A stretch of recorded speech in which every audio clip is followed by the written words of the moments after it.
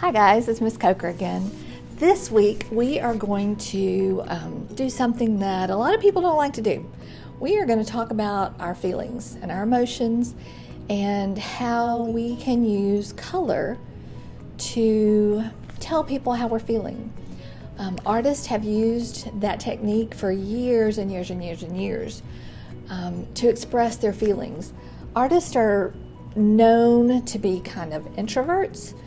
They don't like to do a lot of talking. They like to paint their feelings or draw their feelings. And one way they get the people who are looking at their artwork to understand how they're feeling is by use of color.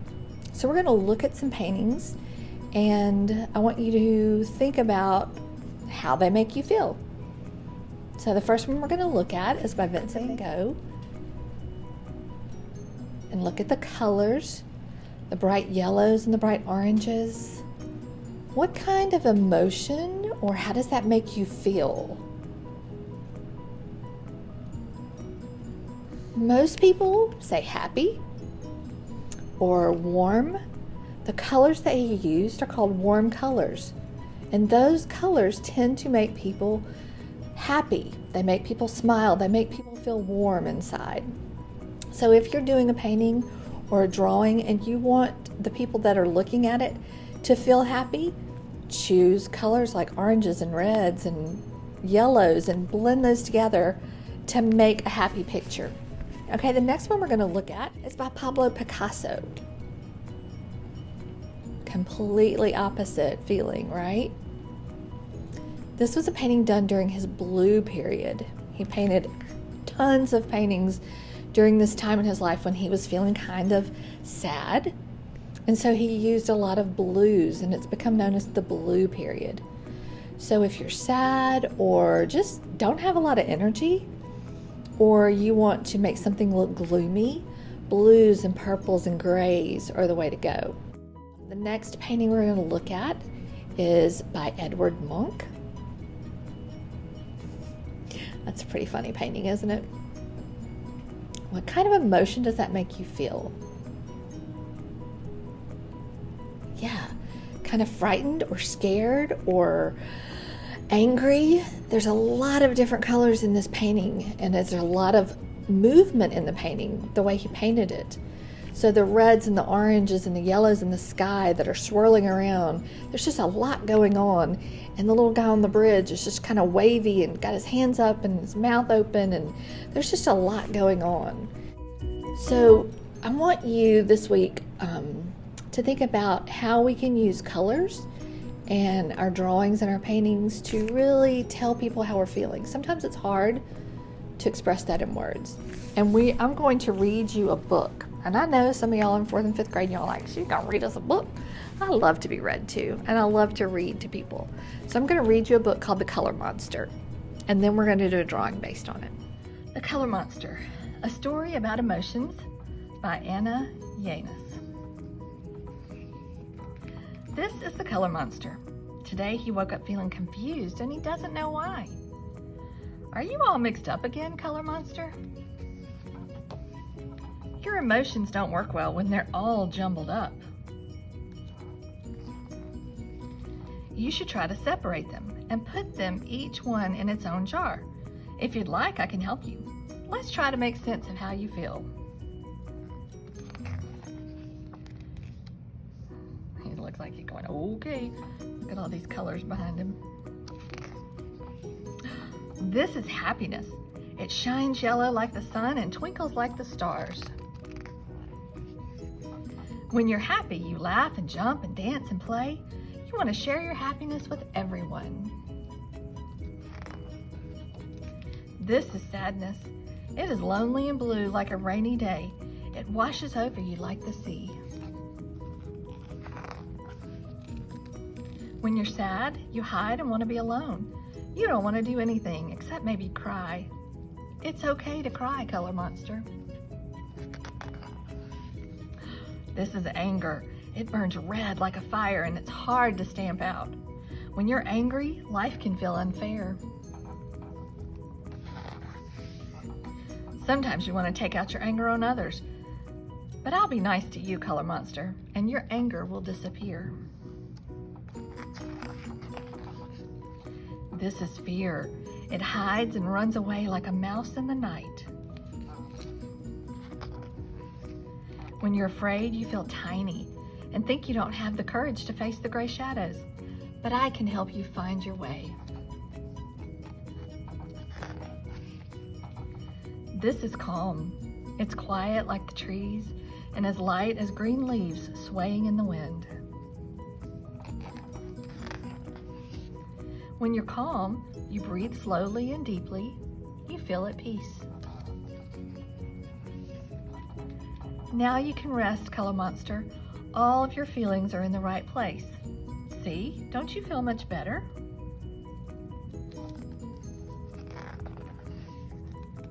Uh-oh, I see you're feeling something new. You look different, Color Monster. Tell me, how do you feel now? What do you think he feels? What colors are you seeing? I'm seeing pinks and reds and oranges. What else are we seeing? We're seeing flowers and hearts, yep. So what feeling do you think that is? Love, you're right. The Color Monster is feeling loved. The end. Right, today you are going to draw with me. You need a piece of paper and you need a pencil. I am going to draw with Sharpie so that you can see it easily. Once we're finished, I want you to trace yours with a black crayon or a black marker, either one. But make sure you get a good black outline, okay? So we're gonna turn our paper portrait, which is up and down this way. We are going to start, here's the middle of my paper, okay? Here's the top, here's the bottom, here's the very middle. In the middle, but up a little bit, we're gonna make 2 medium-sized circles. We don't want them huge, but we don't want them too small. They're a little bit bigger than quarters. Inside those circles, we're gonna make smaller circles, but they're not tiny. And they can be anywhere inside those that you want. And they don't have to be perfect. They don't have to be exactly the same. And if I'm going too fast for you, remember you can pause and you can rewind and you can catch back up. Inside these circles, watch what I'm gonna do. I'm not gonna do a full circle. I'm gonna start on the side and I'm gonna make like a half circle on both of them. And it's gonna be in the same place in both circles. Now here's where it's gonna get tricky. You gotta pay attention. That second circle we did, this one right here, we're gonna color that one black. Careful we don't color in that last circle we did, that smaller one.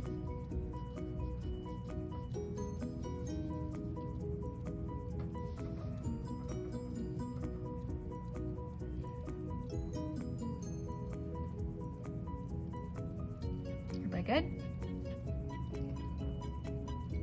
Awesome. If you're ready to move on, give me a whoop whoop. Okay, here we go. Over here.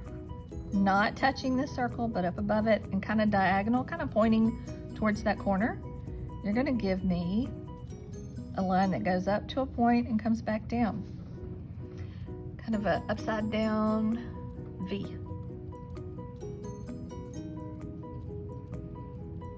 I'm gonna do the same thing over here towards this corner.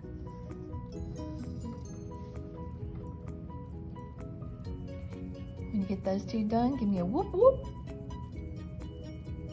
Awesome. Okay, here we go. This line and this line need to touch, but we need to use a zigzag line. We learned that zigzag line last time. We're gonna start here, and these need to be not really tall. They don't need to be as tall as these, but they don't need to be really tiny. Do like 4 or 5 to connect it.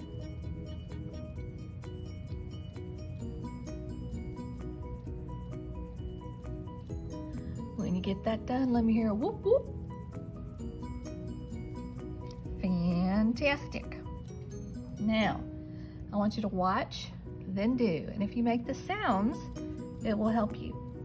Are you ready? We're gonna go curve.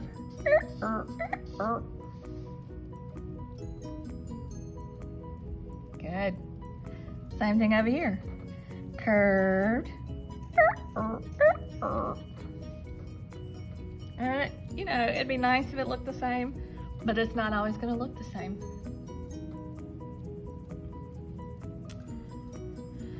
Give me a whoop whoop if you're finished. Fantastic. These two lines need to touch, but I don't want it to go straight across. Okay, I want it to kind of curve, and I want it to have some points to it. So I'm gonna go.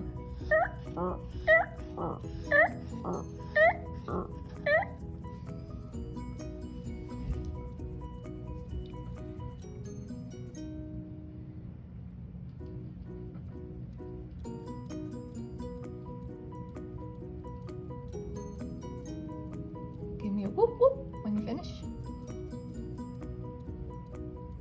Nice. On this side, somewhere down here, not way up here, somewhere down here, we're gonna make a long curved line that goes about to there.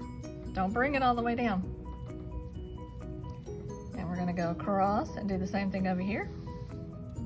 And we want them to kind of end at the same place. See how I'm kind of measuring?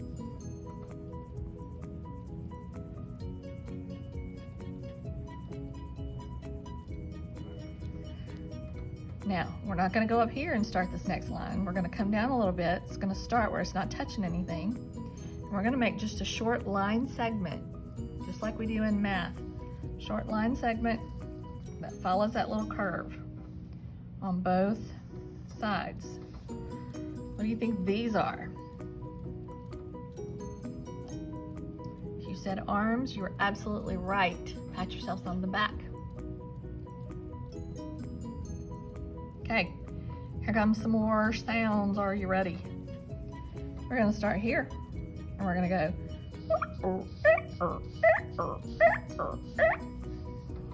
And it's curving around. And make those little marks big. Don't make teeny tinies. Anything teeny tiny is gonna be hard to trace. We're gonna do the same thing over here.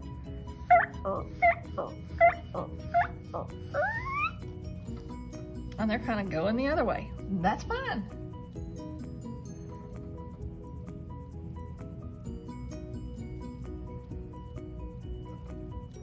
When you get that done, give me a whoop whoop. No, we didn't have everybody that time. I'll give you just a couple more minutes.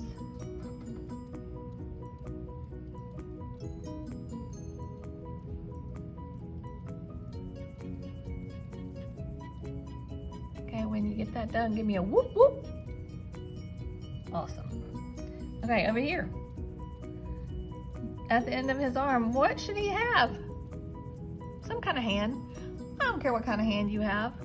Draw the best kind of hand that you can do. It can be sharp and pointy. It can be round and curved. He can have 5 fingers. He can have 10 fingers. It really doesn't matter. He's a color monster. He doesn't have to have 5 fingers like we do.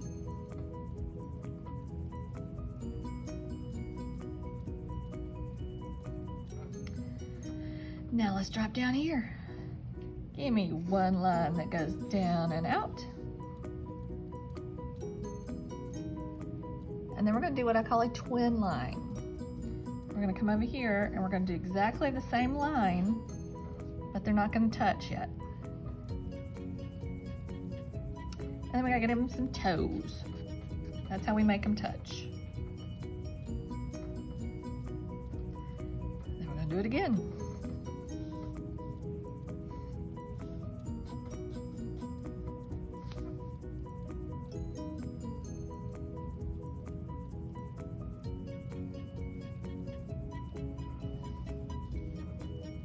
So here is your color monster. And now you have to start thinking about how you're feeling today. What color are you gonna do your color monster? what kind of mouth would match the feeling that you're feeling, the emotion that you're feeling today. Okay? My emotion that I'm feeling today is kind of melancholy. That's kind of a sad feeling, but it's not like, oh, this is terrible. You know, I don't feel like crying all the time. It's just, I'm overwhelmed. I have a lot of stuff to do. It's raining outside. It's just a lot. So I've still got a little bit of a smile on my face, but it's just kind of like, hey, how are you? Kind of thing. And because this is a monster, of course I'm gonna give her teeth. And because this is representing me, of course she's going to have some eyelids and some eyelashes. And if you want to add anything else to your monster, now is the time to do it. We're going to leave the background blank for now, but if you want to add a cap or a bow or anything you can think of to make this represent you, then do that. And then I want you to trace it with your Sharpie or your black marker or your black crayon and be ready to add the color to it. So I've chosen my 2 blues in my crayons, and I've chosen my 2 purples, just because I'm not like completely, totally sad, like I don't feel like crying. I'm just kind of like, you know, I'm just here. I can put a little smile on and be okay, but I'm not great. So that's what I'm gonna do. So I'm gonna use these 4 colors, and I'm gonna color my whole picture with those, just to kind of convey the mood of I'm here, but I'm not 100% completely okay, but I'm making it. Okay, so here we go.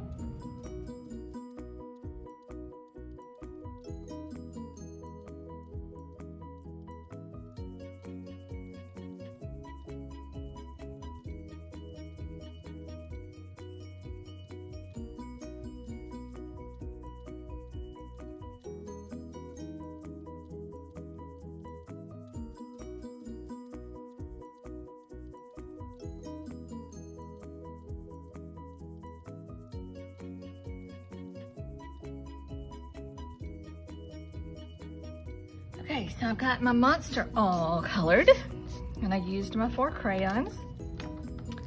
And on the body, and you can color it any way you want to. You could color it all one color. You could do designs inside of there, but the key is to choose the color and stick with it, because we're trying to convey what? Our emotion, how we're feeling. Sometimes it's hard to put that into words, so you can use your colors to convey that in your artwork. Artists use colors all the time to try and show emotion in their artwork. They want the viewer to look at it and feel a certain way, okay? So another thing I did with my colors, if you look at the body, I used dark value and light value, but I also did something else. Can you tell me by looking at it what I might have done? If you said I created a pattern, dude, you are 100% correct. I stuck with my colors, even though I did light and dark. I stuck with that dark blue, the purple, the lighter blue. Then I went back to the dark blue, the purple, the lighter blue. So I created a pattern with my colors, okay? So there's a lot of things you can do when you're coloring that you might not even think about, okay?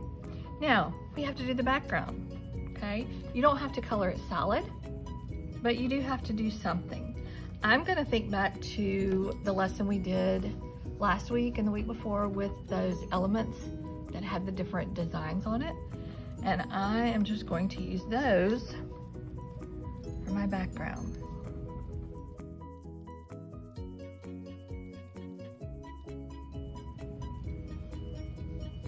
And that's my background. Now, as you can see, my background definitely does not look sad, Because like I said in the beginning, I'm not sad. I don't want to cry. I don't want to lay in bed all the time. I'm just what they call melancholy. I just want the rain to go away. I want the sunshine to come back out. I want our lives to be a little less crazy. So I'm just kind of meh. Okay, I know some of you feel that way. Some of you might be happy. Some of you might be mad. This is a great way to express your feelings, okay? On my cart, when I come into your classroom, I'm going to have an emotions chart with different colored monsters. Okay, so you're going to be able to let me know where you are that day so that, you know, if I need to stay away from you and not ask you questions, I'm going to know. And I'm going to let you know where I am on that chart too. All right, so have fun. Really think about the emotions that you're feeling right now. And if you want to draw a bunch of these monsters and have different colors and different emotions that you can, I don't know, hang on your door at home and let people know how you're feeling, I think that'd be a great way to communicate your feelings when you can't necessarily say how you're feeling. All right? All right, I hope that you enjoyed that drawing. I hope that you use the idea of colors to let people know how you're feeling. Ask people how they're feeling. Draw as many monsters as you want to, and use that as a way to let people know how you're feeling. You know, we're going through a weird time, and so it's a good idea to check in with people, see how people are doing, okay? I'm going to be doing that with y'all too. Now, if you're doing this lesson at home, I want you, when you're finished, take a picture. Try to take a really good picture. I'm getting some blurry pictures. Try to get in a well-lit area. Put it on a table, maybe put your camera over it, and try to just get your picture in there. I'm going to use these for an online art show, so they really need to be really good pictures, okay? And then you're going to submit it through Schoology. And if you have trouble with that, you can always email it to me. That's not a problem. And if you're at school and you're doing the lessons with me, you're just going to hold on to them, and the next week when I come into your classroom, I'll take pictures of them. Time to go. Love you. See ya. Bye.